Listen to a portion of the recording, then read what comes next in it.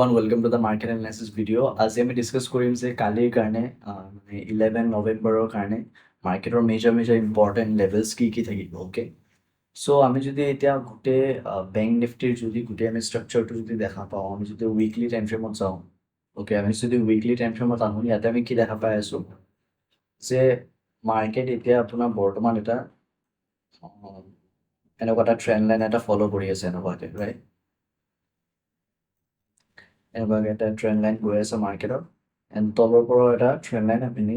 এনেকৈ চাই আছোঁ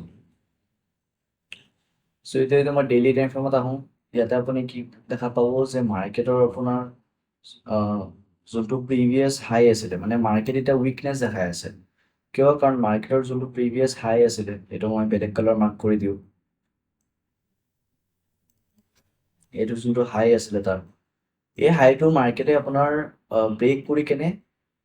মানে লাইক ফেক ব্ৰেকআউট এইটো ৰেঞ্জত দিছে ৰাইট যে মাৰ্কেট এইটো ষ্ট্ৰাকচাৰ ব্ৰেক কৰিছে মানে চব বায়াৰ্ছক ইয়াতে ইনভাইট কৰিছে যে মাৰ্কেট আকৌ নতুন অল টাইম হাই বনাব বাট ইয়াৰ তলত আকৌ আহি গৈছে অ'কে চ' এতিয়া আমি ইয়াতে কি দেখা পাই আছোঁ যে মাৰ্কেট যেতিয়ালৈকে আপোনাৰ এইটো ৰেঞ্জ আকৌ ক্ৰছ নকৰে তেতিয়ালৈকে আমি ইয়াতে আমাৰ ভিউ মানে আমাৰ মেজৰ ভিউ নেগেটিভে থাকিব মাৰ্কেটৰ প্ৰব্লেম ৰাইট চ' এতিয়া যদি মই 1 আৱাৰ টাইম ফ্ৰেমত আহোঁ মোৰ ইয়াতে মোৰ ভিউ নেগেটিভে আছিলে যেতিয়া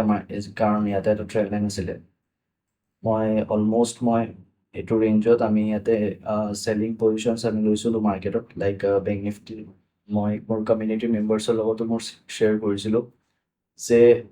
মাৰ্কেটৰ ভিউ এতিয়া নেগেটিভ থাকিব ইয়াতে চ' এটা আমি ঠিক ঠাক ফল এটা দেখিব পাইছোঁ ইয়াতে মাৰ্কেটত অ'কে চ' এতিয়া আমি যদি সৰু টাইম ফ্ৰেমত শ্বিফ্ট হওঁ এইটো মই বেলেগ এটা জ'ন মই মাৰ্ক কৰি দিওঁ ইয়াতে অ'কে চ' এতিয়া যদি মই সৰু টাইম ফ্ৰেমত যদি মই শ্বিফ্ট হওঁ ইয়াতে মই কি দেখা পাই আছোঁ যে মাৰ্কেটৰ ইয়াতে এটা ছেইম ল' ফৰ্ম হৈছিলে ইয়াতে মাৰ্কেটৰ অ'কে মাৰ্কেটৰ ইয়াতে এটা ছেইম ল' ফৰ্ম হৈছে ছেইম ল' ফৰ্ম কৰাৰ পিছত মাৰ্কেটে মানে আপোনাৰ ইয়াতে তাৰ প্ৰিভিয়াছ ল'ৰ কাষত অহা নাই আকৌ এবাৰ এইটো হৈছে তাৰ হায়াৰ ল' মাৰ্কেটৰ ইয়াতে যদি আপুনি প্ৰিভিয়াছলি দেখা পাইছে ইয়াতে এটা মেজৰ ছাপৰ্ট লেভেল আছিলে মাৰ্কেটৰ ইয়াতে এটা ছাপৰ্ট লেভেল আছে ইয়াৰ পৰা মাৰ্কেট পুছ হৈছে ওপৰৰ পিনে যদি আমি আগতো চাওঁ তাৰ আগতে ইয়াতে ছাপৰ্ট লেভেল আছে মাৰ্কেটৰ অ'কে তো মাৰ্কেট আপোনাৰ প্ৰিভিয়াছ ল' এতিয়ালৈকে ইয়াতে ব্ৰেক কৰা নাই যোনটো মেজৰ ইম্পৰ্টেণ্ট লেভেল আছে চ' আমি ইয়াতে কালি ৱাচ কৰিব লাগিব যে মাৰ্কেটৰ এইটো আপোনাৰ হায়াৰ ল' ইয়াতে বনাই মানে যদি ছাপ'জ ফৰ এক্সাম্পল মাৰ্কেট যদি ইয়াৰ পৰা ওপৰত গুচি যায় মানে কি ইয়াতে মাৰ্কেটে হায়াৰ ল' আকৌ ক্ৰিয়েট কৰিছে মানে কি ইয়াতে বাইং মুভ আহিব লাগে যদি মাৰ্কেট তাৰ প্ৰিভিয়াছ ল' ব্ৰেক নকৰে অৰ এলছে যদি মাৰ্কেট আপোনাৰ এইটো লেভেল যদি ব্ৰেক কৰি দিছে তেনে ডেফিনেটলি আমি ইয়াৰলৈকে এটলিষ্ট এটা টাৰ্গেট আমি বুক কৰিব পাৰিম ইয়াতে বাট যেতিয়ালৈকে মাৰ্কেটৰ এইবোৰ তলৰ লেভেলছ কেইটা যদি ব্ৰেক নহয় তেতিয়ালৈকে আমি ইয়াতে মানে কমফৰ্টেবলি মানে ইয়াতে আমি চেলিঙৰ একদম ভিউ যাব নোৱাৰোঁ যদি ব্ৰেক কৰি দিয়ে তেনে আমাৰ ইয়াতে ডাইৰেক্টলি ফল এটা আহিব লাগে মাৰ্কেটত চ' মেজৰ ছাপৰ্ট লেভেল কি হ'ব আমাৰ কাৰণে 51,000 আমাৰ কাৰণে এটা মেজৰ ছাপৰ্ট লেভেল ডাউন নম্বৰো হয় এইটো 51,000ৰ পৰা 50,900 এইটো এটা ৰেঞ্জ হ'ব আমাৰ ছাপৰ্ট লেভেলৰ এইটো এটা ৰেঞ্জ হ'ব এণ্ড নেক্সট ছাপৰ্ট লেভেল আছে আপোনাৰ 50,300 অ'কে এণ্ড যোনটো আমাৰ নেক্সট লেভেল হ'ব মাৰ্কেটৰ এইটো হৈছে আপোনাৰ 49,600 চ' এইবোৰ হৈছে আমাৰ কাৰণে মেজৰ ছাপৰ্ট লেভেল এণ্ড ইয়াৰ পৰাতো এটা ট্ৰেণ্ড লাইন গৈও আছে ইয়াতে চ' আমি যদি সৰু ইণ্ট্ৰাডেড লেভেলছৰ কথা কওঁ যদি কালি মাৰ্কেট আপোনাৰ তাৰ প্ৰিভিয়াছ হাই ব্ৰেক নকৰে এজ ইউ কেন চি যে মাৰ্কেটে ইয়াতে আপোনাৰ প্ৰিভিয়াছ হাই যোনবোৰ আছে ইয়াতে মই চিম্পল ষ্ট্ৰেটেজি যে মাৰ্কেট এইটো ইয়াৰ প্ৰিভিয়াছ হাই আছিলে ব্ৰেক কৰিছে ষ্ট্ৰাকচাৰটো আকৌ ইয়াতে প্ৰিভিয়াছ হাই ইয়াতে লগাইছে মাৰ্কেটে তো প্ৰিভিয়াছ হাই ইয়াতে এবাৰো মাৰ্কেটে ব্ৰেক কৰা নাই অ'কে ইয়াতে আপুনি দেখা পায় চ' আপুনি বুজি পাই আছে লাইক এইবোৰ হৈছে মাৰ্কেটৰ প্ৰিভিয়াছ হাই এতিয়ালৈকে ব্ৰেক কৰা নাই চ' এতিয়া যদি মাৰ্কেটৰ তাৰ ৰিচেণ্ট ল' যোনটো আছে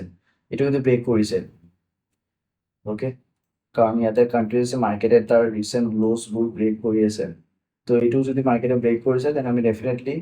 ইয়াৰ ওপৰৰ ষ্টপ লছ বা ইয়াৰ ওপৰত এছএল মানি কেনে আমি এটলিষ্ট আমি ইয়াৰলৈকে এটা টাৰ্গেট আমি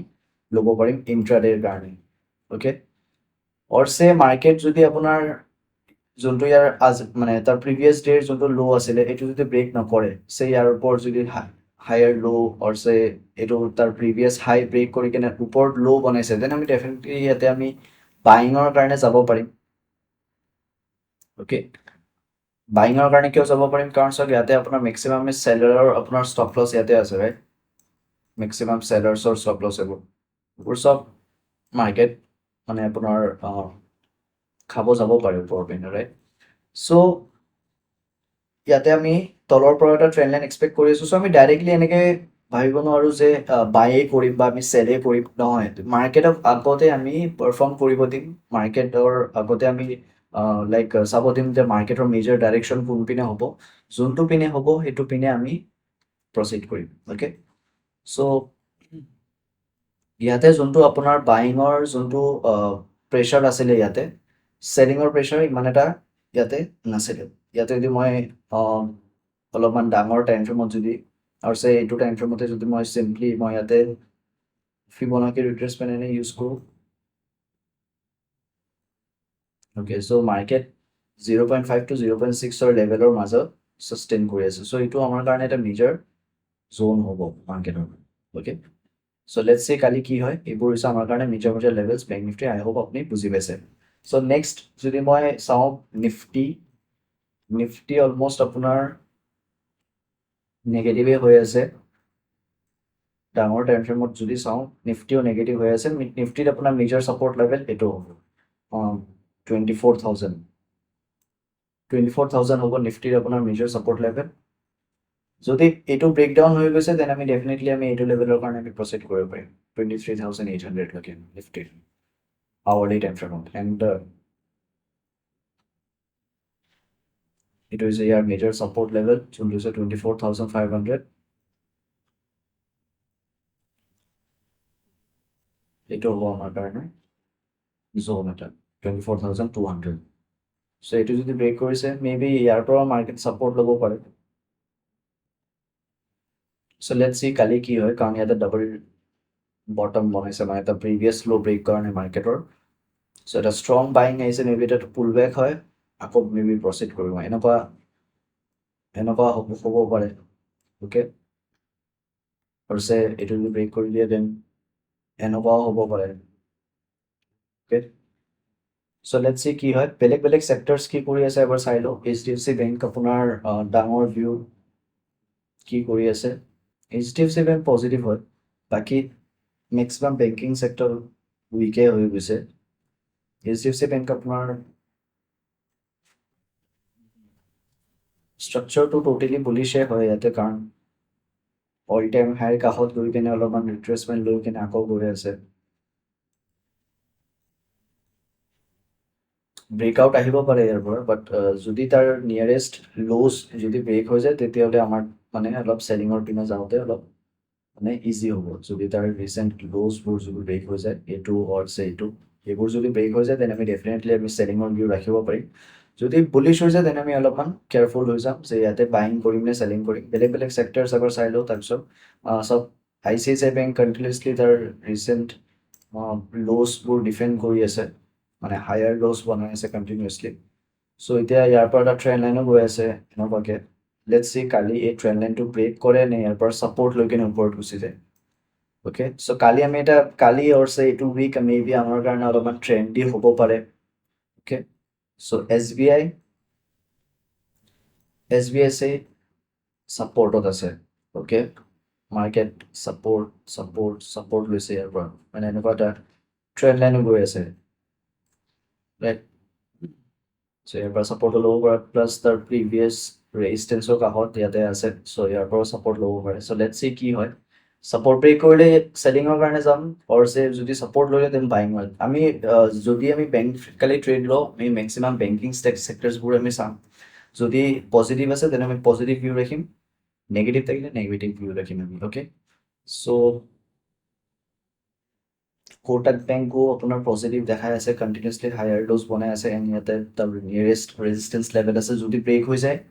দেন আমি ইয়াতে পজিটিভৰ কাৰণে যাব পাৰিম Axis Bank. Okay, so Axis Bank চাওক ইয়াতে এটা ধুনীয়া ট্ৰেণ্ড লাইন এটা হৈ আছে। অ'কে, এণ্ড যদি মই আপোনাক এইটো 1 hour টাইম ফ্ৰেমত or say 4 hours টাইম ফ্ৰেমত মই লাইনছত দেখাওঁ তেতিয়াহ'লে অলপ ইজি হ'ব। চাওক মাৰ্কেটৰ ইয়াতে প্ৰিভিয়াছ যোনটো ল' আছে এইবোৰ, এইটো এটা ইম্পৰ্টেণ্ট ল' হয়, মানে ছেইম ল'জ বনাইছে মাৰ্কেটৰ, এণ্ড ইয়াতে হায়াৰ ল', এণ্ড ইয়াতো মই এটা ছাপৰ্ট লেভেল দেখি আছোঁ। অ'কে, এতিয়া চাব যদি মই অলপমান জুম আউট কৰোঁ এইটো বস্তুটো, ইয়াতে চাওক সৰু টাইম ফ্ৰেমতো ইয়াতে কণ্টিনিউছলি হায়াৰ ল'জ হৈ আছে, এণ্ড ইয়াৰ পৰা continuously selling selling selling selling, মানে ইয়াতে চবকেইটা চেলাৰ্ছৰ ইয়াতে এছ এল আছে ডেফিনেটলি। তো মাৰ্কেট ডেফিনেটলি মে বি এইবোৰ যাব পাৰে ইয়াৰ পৰা, এণ্ড যিহেতু তাৰ প্ৰিভিয়াছ ল' ব্ৰেক হোৱা নাই মাৰ্কেটৰ। চ' প্ৰিভিয়াছ ল' ব্ৰেক হয়নে নহয় আমি চাম যে মাৰ্কেটৰ তাৰ ৰিচেণ্ট ল'জবোৰ ব্ৰেক কৰে নে নাই, ডিফেণ্ড কৰে। যদি চে মাৰ্কেট তলত আহিছে, ইয়াৰ পৰা বাউন্স খাই কেনেকৈ উঠি গৈছে, মানে কি ডিফেণ্ড কৰিছে প্ৰিভিয়াছ ল'। যদি চে এইটো ব্ৰেক কৰি কেনে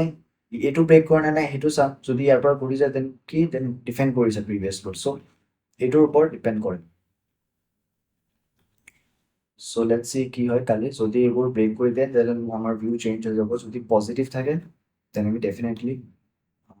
বাইঙৰ কাৰণে আমি যাব পাৰিম। মানে চাওক এইটো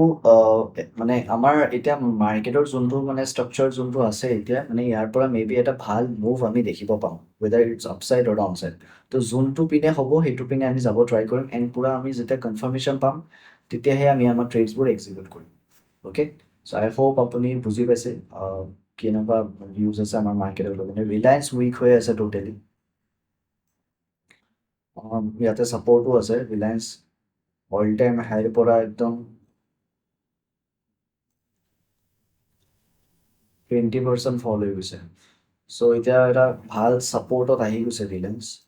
যদি আপুনি দেখা পায়,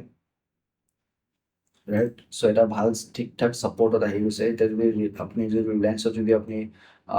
লং টাৰ্ম আপুনি ইনভেষ্টমেণ্টো আপুনি কৰিব বিচাৰে আপুনি কৰিব পাৰে। অলমষ্ট ৰিলায়েন্স আপোনাৰ 1283 কাষত আছে। চ' ইয়াৰ পৰা এটা বাউন্স আহিব পাৰে ৰিলায়েন্সত। লেটছ চি কি হয় কালি। So' okay guys, thank you, that's all for today.